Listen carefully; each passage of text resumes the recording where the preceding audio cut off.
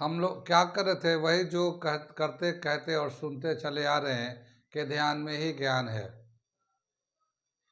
ध्यान में ही ज्ञान है।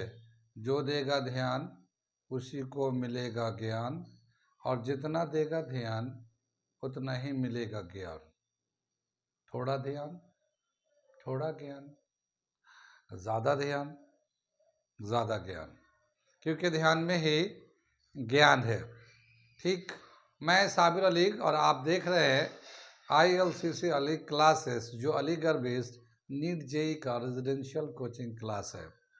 साथ ही हम लोग AMU जामिया और दूसरे यूनिवर्सिटी के दूसरे एंट्रेंस की भी तैयारी कराते रहते हैं, जैसे 9th है, 11 diploma, BSc nursing, CET CET और भी वगैरह वगैरह तैयारियां होती रहती है। तो वो लोग जो लोग तैयारी करना चाहते हैं कांटेक्ट कर सकते हैं। ऑनलाइन ऑफलाइन दोनों ही मोड अवेलेबल है। साथ ही हमारे चैनल को सब्सक्राइब कर लें, क्योंकि इस पे सारे यूनिवर्सिटी के जो इन्फॉर्मेशन आते रहते हैं, फॉर्म कब आया, लास्ट डेट कब है, टेस्ट डेट कब है, पैटर्न क्या है, टेस्ट पैटर्न क्या है, इन सब बातों को भी बताते रहते हैं, अपडेट करते रहते हैं, जो नोटिस में आते रहता है। तो अगर आप यूनिवर्सिटी के इन्फॉर्मेशन से अपडेट रहना चाहते हैं तो आप हमारे चैनल को सब्सक्राइब कर लें। ठीक है, हम लोग कर रहे थे मैथमेटिक्स क्लास 8, चैप्टर का नाम था फैक्टराइजेशन। हम लोग AMU जामिया और दूसरे यूनिवर्सिटी में जो 9th क्लास के एंट्रेंस होते हैं, उनके एंट्रेंस के लिए जो बच्चे तैयारी करते रहते हैं, तो उसमें हम लोग मैथमेटिक्स साइंस पढ़ाते हैं NCERT के बेस पे, और साथ ही उसके बाद जो कंपटीशन के क्वेश्चन हैं, जो MCQ हैं, वो भी कराते हैं। तो अभी लेकिन NCERT के क्वेश्चन चल रहे हैं, तो हम लोग फैक्टराइजेशन कर रहे थे, और अब तक हम लोगों ने 14.1 पुराने बुक में है और 12.1 नए बुक में है। इसमें से 2 क्वेश्चन कर दिए थे, तीसरा क्वेश्चन करने जा रहे हैं फैक्टराइजेशन का, 8th क्लास मैथमेटिक्स। ठीक है, अब हम लोग चलते हैं, तीसरा क्वेश्चन देखते हैं। उसमें कई सारे पार्ट्स हैं, तो कैसे करेंगे उसे हम लोग पहले लिखते हैं और फिर करके दिखाते हैं। ठीक है, ये दे रखा हमारा क्वेश्चन नंबर 3। इसमें 5 पार्ट दे रखा है, हमने सभी पार्ट को यहाँ पे लिख दिया है, इसमें सभी पार्ट को लिख दिया है, लेकिन हम इसमें से कुछ कराएंगे और कुछ छोड़ देंगे। कितनी बात समझ में आई? हमने पिछले क्वेश्चन में भी छोड़े थे और हमने कहे थे कि आप लोग कर लीजिएगा, लेकिन उम्मीद है कि आप लोगों ने नहीं किया होगा। ठीक है ना? क्या किए थे उसको आप लोग? सच है? चलो, तो हम इसमें से पहला पार्ट हम करके दिखा रहे हैं।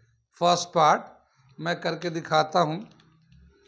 पहले पार्ट को क्या दे रखा? फर्स्ट पार्ट में x² plus XY plus 8x plus 8y।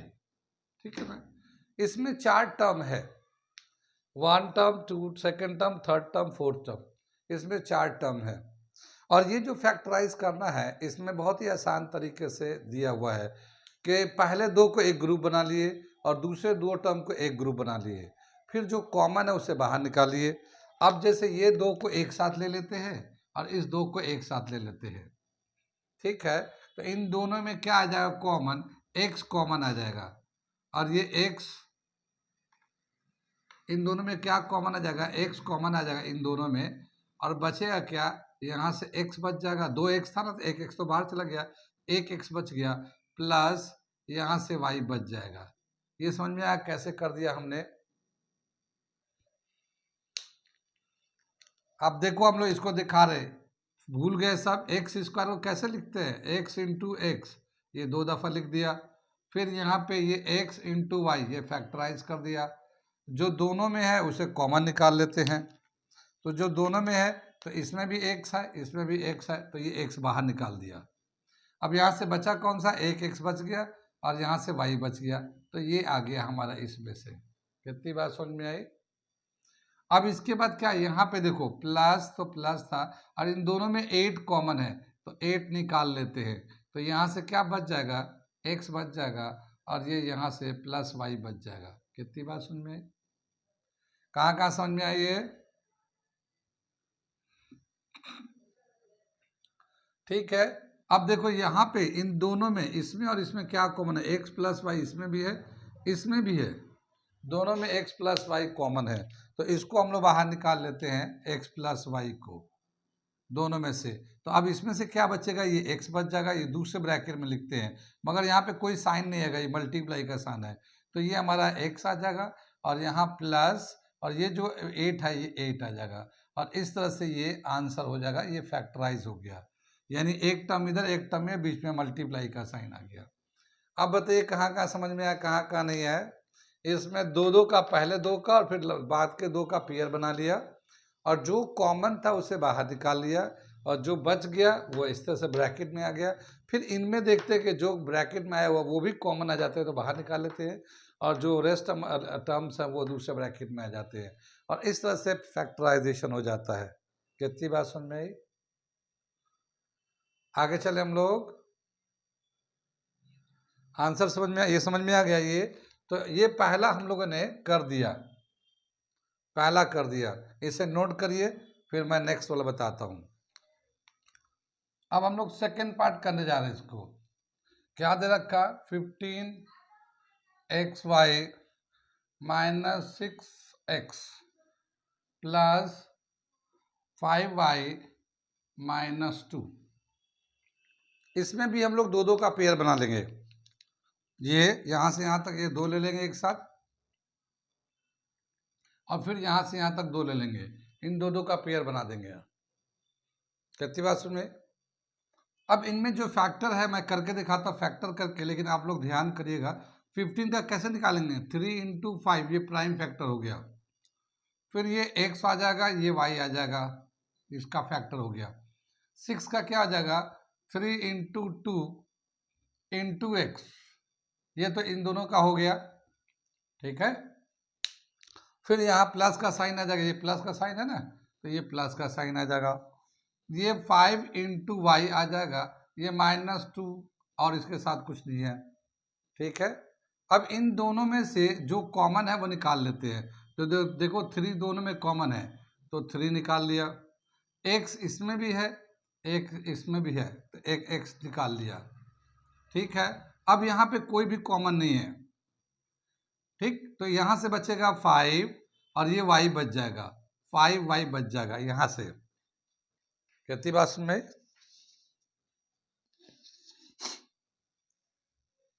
आगे चले। यहाँ बीच में माइनस का साइन आ जाएगा, ये देखो 3 और x तो जा चुका है, तो -2 बच जाएगा यहाँ पे, ठीक। यहाँ पे क्या है, दोनों में से कुछ भी कॉमन नहीं, यहाँ 5y है, यहाँ 2 है, तो जब कुछ भी कॉमन नहीं होता तो हम लोग 1 कॉमन लेते हैं, 1 कॉमन आता है। कितनी बात सुन में, तो 1 कॉमन आएगा तो क्या बच जाएगा, 5y -2, इसमें भी बच जाएगा, ठीक है। अब इन यहाँ से यहाँ तक जो टर्म है, इस टर्म में क्या कॉमन है, ये 5y -2, इसमें भी 5y -2 है, तो 5y -2 ये कॉमन आ जाएगा, और यहाँ से बचेगा 3x, यहाँ से बचेगा, और यहाँ जो है +1 आ जाएगा ये, और ये हमारा आंसर हो जाएगा। कहाँ कहाँ समझ में आया, कहाँ कहाँ नहीं है, बताइए इसे, नोट करिए इसे, ठीक है, और आंसर भी चेक कर लीजिए। कर लिया। अभी हम लोग थर्ड पार्ट हम करेंगे नहीं, ये आपका होमवर्क है, मगर मैं थोड़ा सा हिंट्स दे देता हूँ, ठीक है ना, ये होमवर्क है। इसमें हिंट्स क्या है कि देखो ये ax प्लस bx है, तो इसमें x कॉमन है, तो x बाहर निकाल लेना, जो बचेगा ब्रैकेट में लिख देना। अब यहाँ देखो ay है -by, तो माइनस बाहर निकाल लेंगे, और y को बाहर निकाल लेंगे, तो जब ब्रैकेट के बाहर माइनस होता है तो ब्रैकेट के अंदर जो ना साइन उल्टा हो जाता है, अगर माइनस आ रहा है तो प्लस हो जाएगा, और अगर प्लस आ रहा होगा तो माइनस हो जाएगा। तो यहाँ से x कॉमन ले लेना, यहाँ से y कॉमन लेना, और जैसे जैसे स्टेप किया है उसे कंप्लीट करना। तो ये आप लोग का होमवर्क है। अब मैं फोर्थ पार्ट करा रहा हूँ, ठीक है, अब मैं फोर्थ पार्ट करा रहा हूँ, थर्ड आप लोग खुद करना। फोर्थ में क्या दे रखा है, 15pq, ठीक है ना, प्लस 15 प्लस 9q, नहीं 9p प्लस 25q। कितनी बात समझ में, ये दे रखा हमारा। तो हम लोग क्या करेंगे, इसको इसको जो है ना ये थोड़ा सा जैसे हम लोग दो दो का पेयर बना रहे थे, पहले दो दूसरे दो का पेयर बना रहे थे, लेकिन इसमें जो है ना थोड़ा सा ऑर्डर बदला हुआ है। यानी पहले दो को बनाएंगे और बाद के दो को बनाएंगे तो कॉमन लेने के बाद ब्रैकेट में सेम नंबर आता है, मगर ये ऑर्डर अब सही नहीं है, ऑर्डर बदला हुआ है, तो इसलिए अलग अलग आएंगे। तो हम लोग क्या करते हैं, ऑर्डर बदल लेते हैं, ऑर्डर को रीऑर्डर कर लेते हैं। जो ऑर्डर में दे रखा है इसको रीऑर्डर में कर लेते हैं। क्या करेंगे, ये जो 15 है सबसे बाद में लिखेंगे। इसमें कोई अलजेब्रिक टर्म नहीं है ना 15 में, देखो यहाँ पी क्यू है, यहाँ पी है, यहाँ क्यू है, लेकिन 15 में कोई अलजेब्रिक टर्म नहीं है, तो इसको सबसे बाद में ले जाएंगे। जैसे कि देखो सेकेंड पार्ट में 2 में कोई अलजेब्रिक टर्म नहीं था तो सबसे बाद में लिखा हुआ था, बाकी इधर लिखा हुआ है। तो इसमें क्या करेंगे, ठीक इसी तरह से ये 15 में कोई अलजेब्रिक टर्म नहीं है, तो इसको हम लोग बाद में लिख देते हैं। तो क्या हो जाएगा, ये 15PQ plus 9P plus 25Q plus 15, ये बाद में इधर कर दिया, प्लस में था तो सेम साइड में है, साइन चेंज नहीं होगा, खाली आगे पीछे कर रहे हैं हम लोग, ठीक है ना। अब यहां से दो को पेयर बना लेंगे, यहां से भी दो को पेयर बना लेंगे, ठीक। अगर हम लोग फैक्टर करके लिखते हैं तो 15 का फैक्टर होगा 3 into 5 into P into Q, ये तो इसका हो जाएगा, प्लस 9 का 3 इंटू 3 इंटू पी, ये इस तरह से हो गया। हम लोग डायरेक्ट कॉमन भी निकाल सकते हैं, जो दोनों को डिवाइड कर देता है नंबर, लार्जेस्ट नंबर जो दोनों को डिवाइड करता है वो कॉमन आ जाता है, तो उस तरह से भी कर सकते हैं। लेकिन हम लोग चूंकि बेसिक कंसेप्ट समझ रहे हैं तो इसलिए मैं इस तरह से बता रहा हूँ। फिर ये 25, एक प्लस का था प्लस लिख दिया, ये 25 का फैक्टर होगा 5 इंटू 5 और ये इंटू क्यू, और ये 15 का होगा 3 इंटू 5। कितनी बात समझ में आई, आ रहा समझ में। अब इन दोनों में देखते हैं कौन कौन सा कॉमन है, तो पहले कॉमन वाले को टिक लगा लेते हैं। देखो ये 3 इसमें भी था इसमें भी था, तो 3 ले लिया। अब यहाँ तो 5 है मगर यहाँ पे 3 है, तो अब कॉमन नहीं है। अब हाँ ये P आ जाएगा, ये P दोनों में P है कॉमन, तो ये P निकाल लिया। अब क्या समझ में आया कि ये तो जो कॉमन था वो निकाल लिया, यानी 3P कॉमन निकाले, तो क्या बचा यहाँ पे 5Q और प्लस यहाँ से एक 3 बच जाएगा, तो ये तो पहले वाले टर्म का हो गया, ठीक है। और ऐसे ही यहाँ पे है कॉमन क्या आएगा, ये 5 कॉमन है दोनों में, देखो 5 कॉमन है, ये 5 लिख लिया कॉमन। अब यहाँ पे दूसरा जो ना 5 है, यहाँ 3 है, तो ये कॉमन नहीं है, तो ब्रैकेट में लिख लेते हैं 5Q प्लस 3, ये आ जाएगा हमारा। अब ये देखते हैं जो ब्रैकेट में है ना 5Q प्लस 3, 5Q प्लस 3, ये दोनों में सेम है, तो ये कॉमन, अब दूसरी बार कॉमन निकालेंगे, दूसरी बार कॉमन निकालेंगे तो क्या आ जाएगा 5Q प्लस 3 दोनों में से निकाला, और यहाँ से बचेगा 3P प्लस 5, और ये इस तरह से आंसर हो जाएगा। कितनी बात समझ में आई, कहाँ समझ में आया, कहाँ नहीं आया, आ गया ना, ये नोट करो इसे, ठीक है।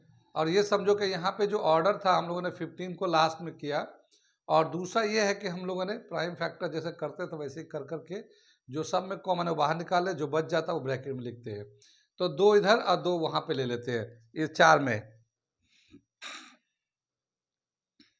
नोट कर लीजिए। ये हम लोग 5th वाला लिखते हैं, यहाँ पे 5th का देखते हैं क्या है, ये z है -7 है, और फिर ये है प्लस 7xy माइनस XYZ, ठीक है ना। आगे चले हम लोग,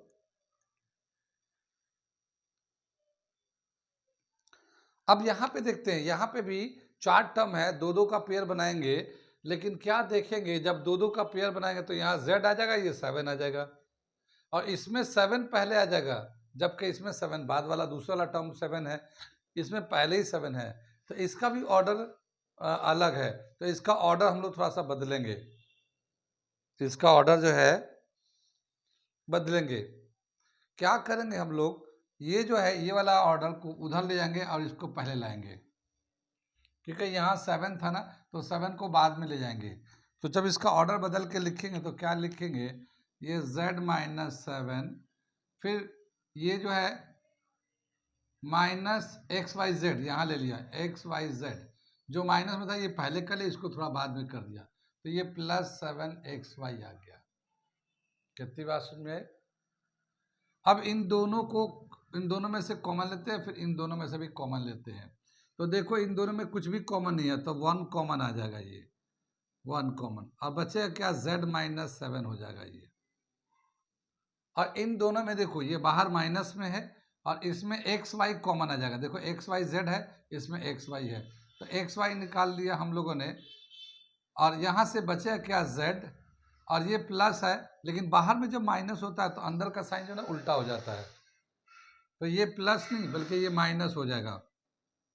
और अब यहाँ से बचेगा एक्स वाई तो बाहर निकल गया, तो 7 बच जाएगा, ये 7 बच गया। कितना समझ में आया ये? अब जो है z-7 यहाँ पे भी दोनों में कॉमन है, तो z-7 ये तो कॉमन निकाल लिया, और यहाँ से बचेगा 1 और यहाँ -xy, और ये आ जाएगा आंसर। कितनी बात समझ में आए? इसे नोट कर लीजिए। और ये था हमारा क्वेश्चन नंबर 3 12.1 नए बुक के हिसाब से, पुराने बुक से 14.1, और ये चैप्टर सॉरी ये एक्सरसाइज ख़त्म हो गया। अब हमारे पास दूसरा एक्सरसाइज शुरू करने जा रहे हैं, मगर उससे पहले यहाँ पे कुछ फार्मूले हैं, तो मैं कुछ अलजेब्रिक फार्मूले आइडेंटिटीज़ हैं उसे मैं समझाता हूँ, फिर उसके बाद एक्सरसाइज शुरू करेंगे। इसे नोट कर लीजिए। अलजेब्रिक आइडेंटिटीज़ क्या मतलब हुआ इसका? अलजेब्रिक आइडेंटिटीज़ का मतलब होता है कि अलजेब्रे के कुछ फार्मूले हैं, ठीक है, अलजेब्रा में कुछ फार्मूले हैं, उस फार्मूले को यूज़ करेंगे। तो पहले हम लोग अलजेब्रे के उस फार्मूले को देखते हैं कौन कौन सा दे रखा है। अलजेब्रे का फार्मूले को आइडेंटिटीज मतलब वो एक तरह का फार्मूला है, वो हमेशा जब भी वो आएगा तो उसी तरह से यूज़ करना है, ठीक है, मगर वो हम दोनों बताएंगे। तो यहाँ पे जो 4 बल्कि बेसिक, अगला जो एक्सरसाइज हम लोग करने जा रहे हैं उसके लिए जो अलजेब्रिक आइडेंटिटीज यूज़ करेंगे हम लोग, वो है 4 बेसिक आइडेंटिटीज हैं। तो हम लोग 4 को लिखते हैं, वो देखते हैं, आप लोग जानते होंगे। पहला दे रखा a+b का होल स्क्वायर। a+b का होल स्क्वायर क्या फॉर्मूला होता है, a² + 2ab + b², ये जानते हैं ना ये।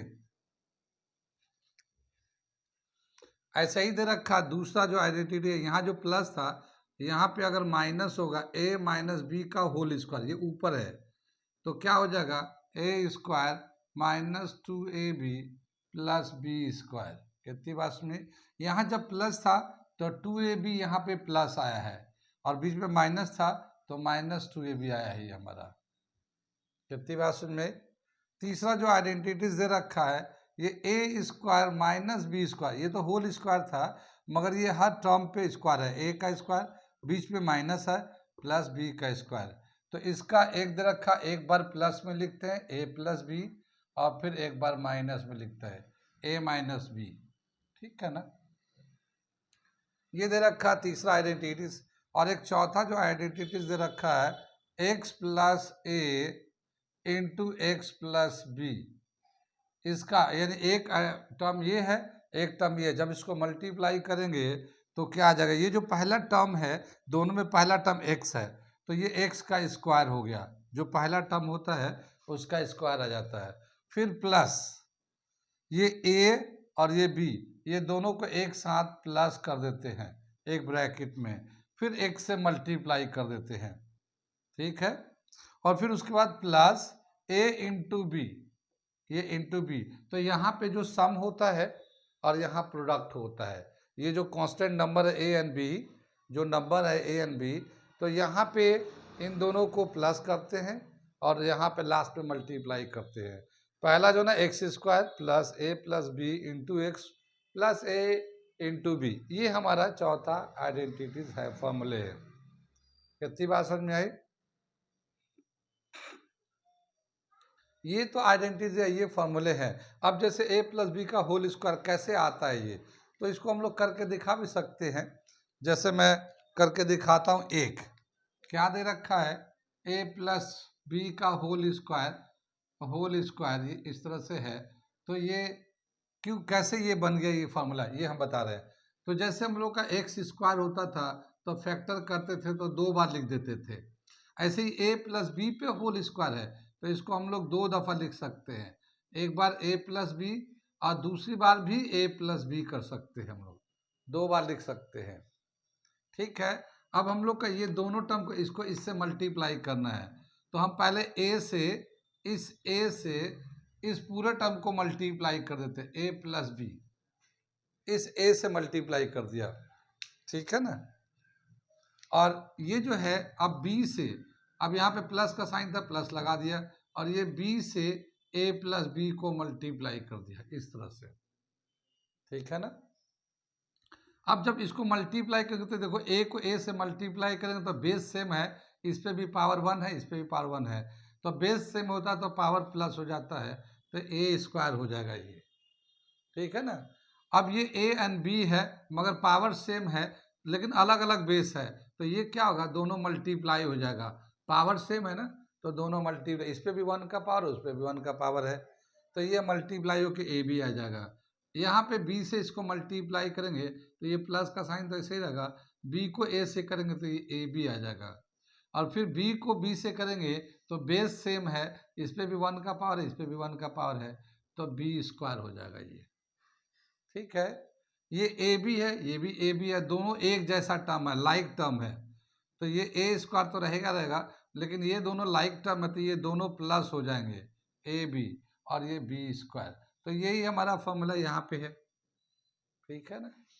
इसी तरह से माइनस का है तो 2 बार कर देंगे, यहाँ पे ए माइनस बी मल्टीप्लाई करेंगे, सिंप्लीफाई करेंगे तो आ जाएगा। तो उतना नहीं करके आप डायरेक्ट याद रखिए ए प्लस बी का होल स्क्वायर क्या होता है, A square plus 2ab plus B square. तो ये ए स्क्वायर बी स्क्वायर ये तो दोनों सेम प्लस में आता है, ए स्क्वायर बी स्क्वायर, अगर बीच में प्लस है तो प्लस 2ab आएगा, अब बीच में माइनस है तो माइनस 2ab आएगा, बाकी ए स्क्वायर बी स्क्वायर तो है ही है। और ये ए स्क्वायर माइनस बी स्क्वायर अगर है तो एक बार प्लस में एक बार माइनस में लिख देते हैं, और ये हमारा एक जनरल फैक्टर करने का तरीका, आइडेंटिटी है।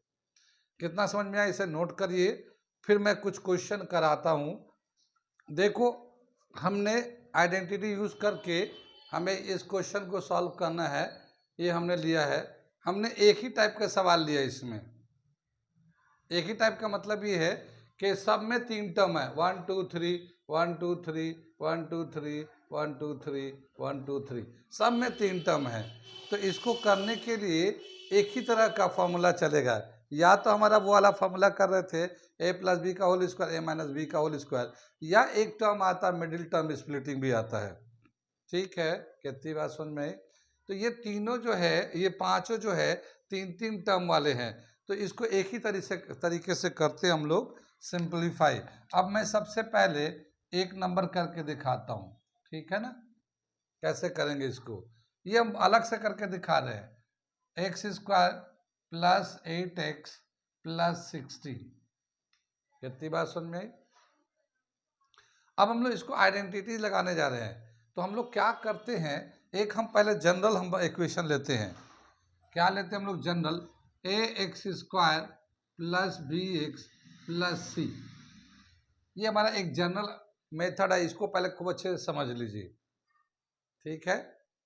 हम लोग क्या करते हैं कि पहला और तीसरे टर्म को मल्टीप्लाई करते हैं, जो स्टेप्स आते हैं इसमें कौन कौन सा स्टेप्स है। तो पहला स्टेप आता है ए इंटू सी, मतलब फर्स्ट टर्म है multiply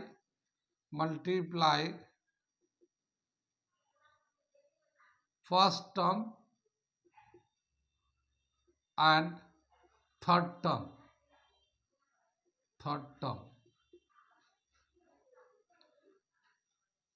if it is in order।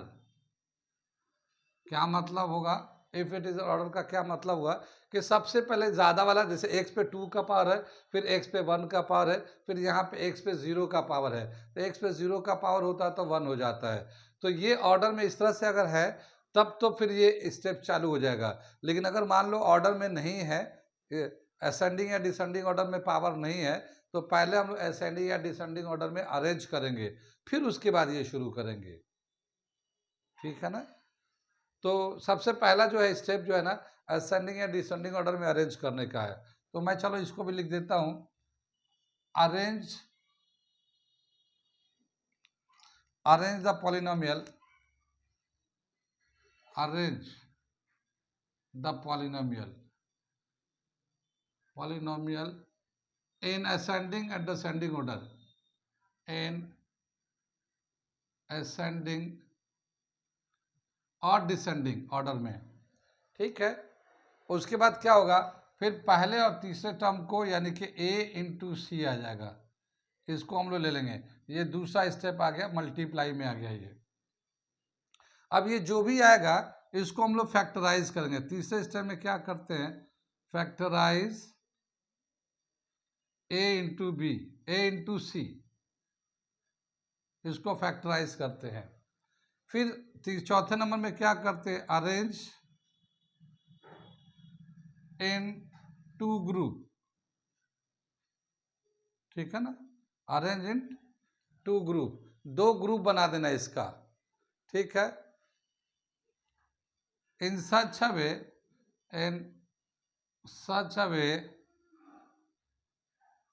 that there some, इसी में चल रहा fourth number, there some or difference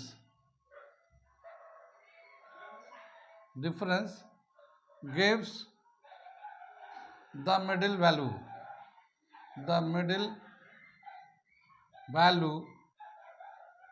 with sign मतलब पॉजिटिव में है, नेगेटिव में है। ठीक है ना, ये है। इसके बाद पांचवा स्टेप आता है, टेक कॉमन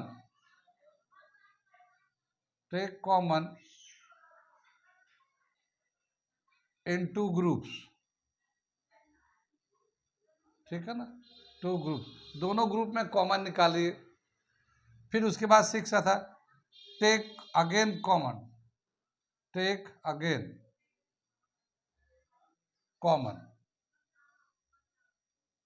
टर्म।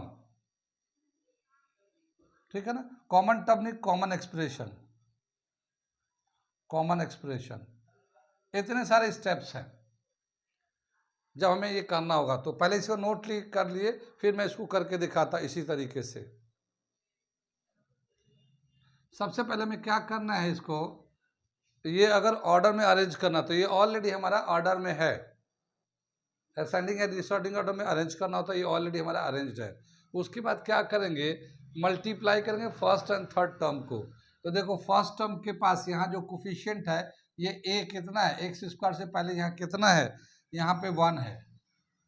ठीक है ना, जब कुछ नहीं है तो यहाँ 1 है, और c की जगह पे कितना है, 16। तो इन दोनों को 1 को 16 से मल्टीप्लाई करेंगे, 1 को 16 से करेंगे तो ये 16 आ जाएगा। तो ये वाला कितना वैल्यू आ रहा है हमारा, 16। इस वाले क्वेश्चन के हिसाब से 16 आ रहा है। ठीक, अब क्या करना है, फैक्टराइज करना है। जो प्रोडक्ट आया हुआ है इसका फैक्टराइज करना है, यानी 16 को हमको फैक्टराइज करना है। ठीक, तो अब हम 16 को फैक्टराइज कर रहे हैं। कैसे फैक्टराइज करेंगे, इस तरह से 2 8 2 4 2 2 2 1, ये हमारा फैक्टराइज हो गया।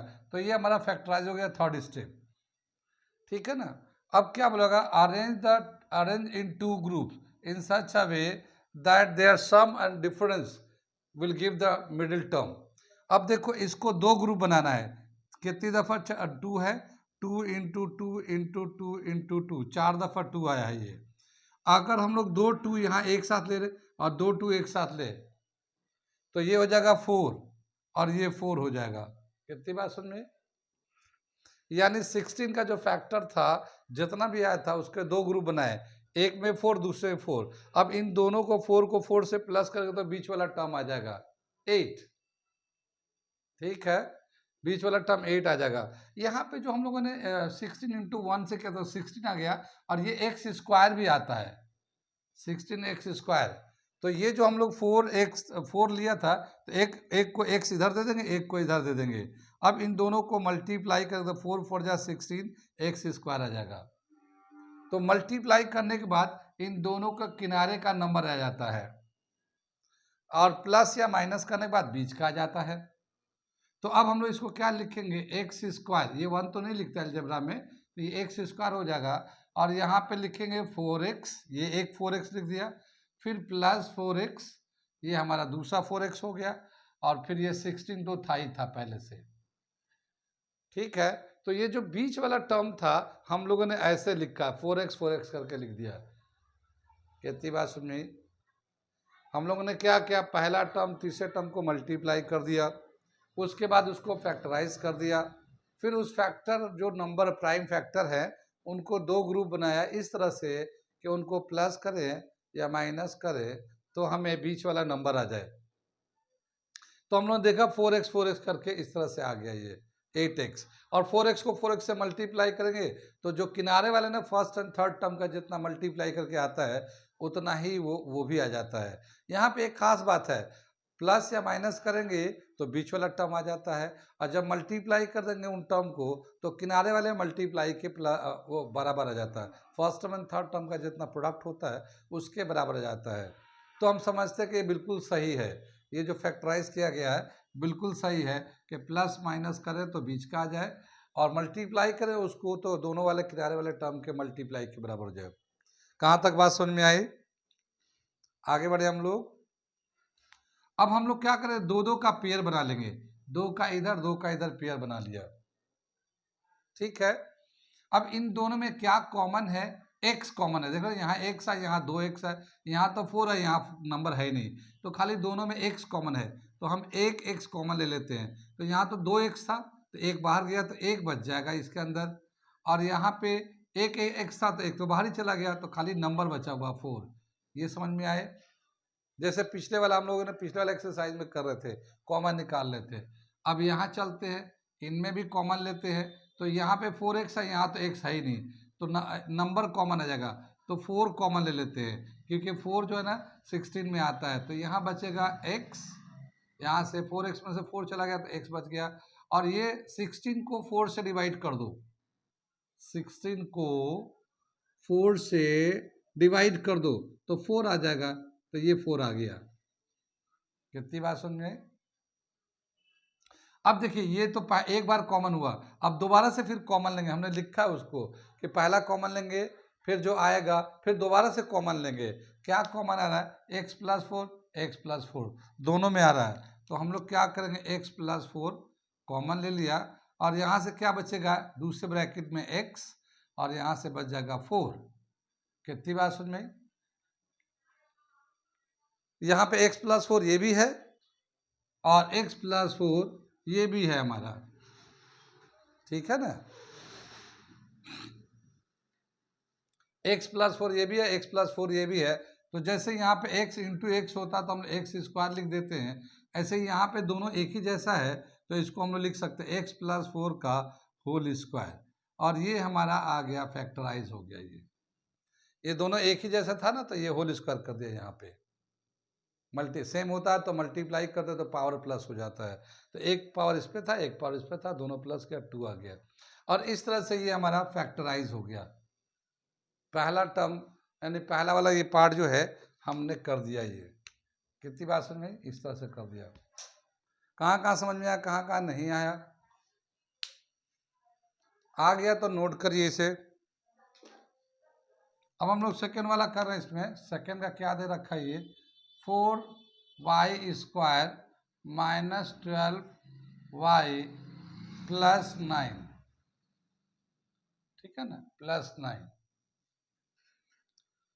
तो ये जो है ना स्टैंडर्ड फॉर्म में है, बिल्कुल है, क्योंकि यहाँ पे y पे 2 पावर है, यहाँ y पे 1 पावर है, यहाँ y पे 0 का पावर है, तो यहाँ पे y नहीं है, तो ये स्टैंडर्ड फॉर्म में है, बिल्कुल सही है ये।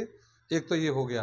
अब हम लोग क्या करेंगे, first term and last term को मल्टीप्लाई कर देंगे, तो कितना आ जाएगा, ये फर्स्ट टर्म लास्ट टर्म को करेंगे तो 4y स्क्वायर इंटू 9, तो ये 36y² आ जाएगा। तो ये एक मल्टीप्लाई वाला हो गया।